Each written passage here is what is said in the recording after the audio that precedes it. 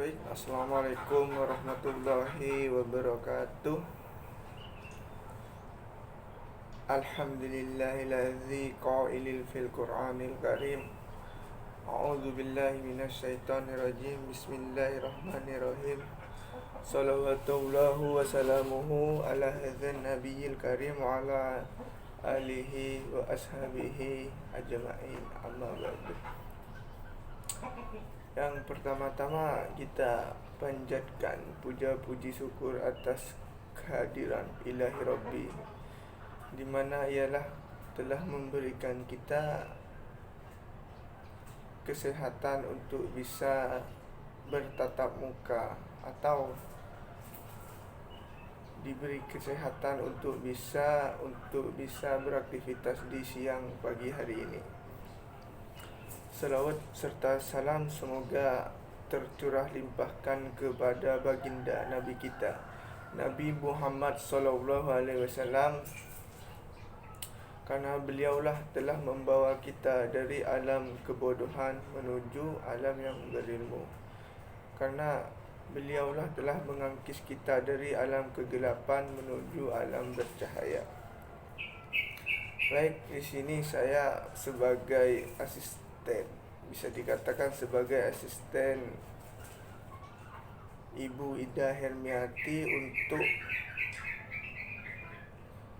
mengganti sementara pelajaran SKI kelas 1. Oh ya, perkenalkan dulu, saya Birrul Musyarifin sebagai guru SKI. Di siang pagi ini kita akan membahas kepercayaan masyarakat Arab pra-Islam. Itu masyarakat kota Mekah sebelum mereka menyembah berhala dan bebatuan. Dia adalah masyarakat yang penganut agama tauhid. Apa itu agama tauhid? Tauhid itu merupakan kepercayaan atau mengesahkan bahwa Allah itu ada, bahwa Tuhan itu ada.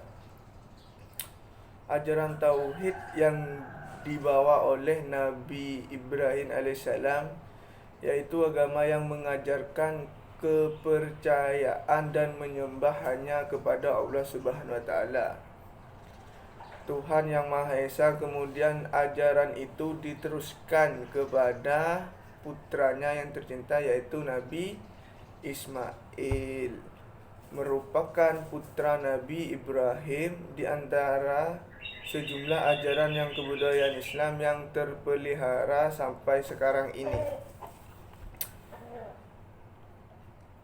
seperti Ka'bah, makam Ibrahim, dan peristiwa kurban. Sudah diketahui Nabi Ibrahim itu bermimpi untuk menyuruh menyembelih putranya, yaitu Nabi Ismail gitu. Kan sudah dipelajari tentang cerita tentang kurban itu kan. Setelah Nabi Ismail itu wafat, maka terjadi keputusan risalah yang akhirnya mereka menyembah selain Allah. Proses perpindahan kepercayaan ini, ada suatu kaum yang bermula ketika salah satu pembesar suku Khuza'ah ini, yaitu Amir bin Lu'ayyah Khuzaid, pergi ke suatu tempat, di mana kebetulan di suatu tempat itu ada seorang suku yang menyembah sesuatu selain Allah, seperti berhala dan batu lainnya itu. Maka Amir itu tertarik untuk mempelajari atau mempraktekkan aliran itu. Dan di sini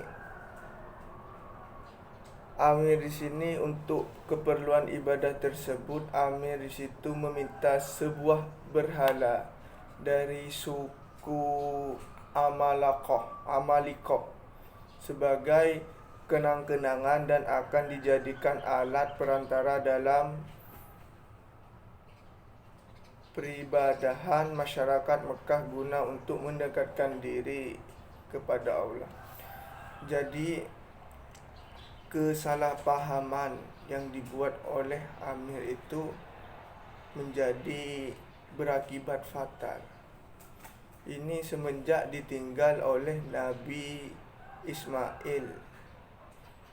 Jadi terjadi geseran yang salah paham gitu. Amir bin Lu'ay ini mengajarkan kepada masyarakat Mekah tentang tata cara menyembah berhala, sebagaimana dia belajar di Syam, sehingga masyarakat meyakini bahwa berhala adalah perantara untuk mendekatkan diri kepada Tuhannya. Na'udzubillah. Berhala-berhala tersebut mereka juga membuat berhala yang lain sehingga mencapai 360 berhala yang diletakkan berkeliling Ka'bah, dan mulailah kepercayaan masuk ke masyarakat Mekah dan kota Mekah menjadi pusat penyembahan berhala dia. Dari sebelumnya menyembah berhala itu, masyarakat Mekah itu menganut ajaran tauhid yang dibawa oleh Nabi Ibrahim dan diteruskan oleh Ismail. Jadi semenjak ditinggal Nabi Ismail itu, pengikutnya itu yaitu Amir itu menjadi kesalahpahaman lah gitu. Setelah ia pulang ke daerah asalnya dan meniru tata cara ibadah masyarakat Mekah, maka mulailah kepercayaan baru itu menyebar ke seluruh jazirah Arab.